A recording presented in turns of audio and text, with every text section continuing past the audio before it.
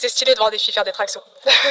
Myriam, félicitations pour aujourd'hui, pour ta double victoire au RIS et dans ta catégorie. On sait qu'aujourd'hui, il y a peut-être beaucoup de femmes qui hésitent à se lancer dans le streetlifting.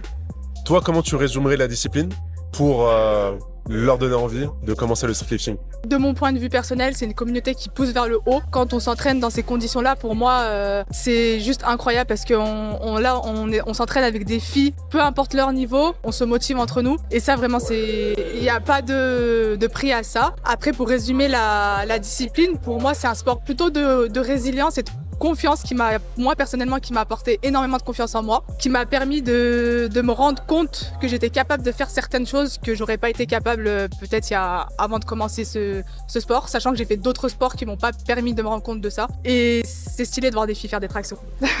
Toi, quand tu as commencé le streetlifting, quelles ont été tes difficultés et comment tu as fait pour les surmonter? Alors moi, j'ai commencé le streetlifting un peu au hasard, dans le sens où j'ai commencé par le street workout. Donc j'avais déjà une bonne base pour la force du coup. Mais pour moi, ce qui a été le plus difficile, déjà en termes de mouvement, il y a toujours un mouvement qui pêche, pour moi c'est le muscle up.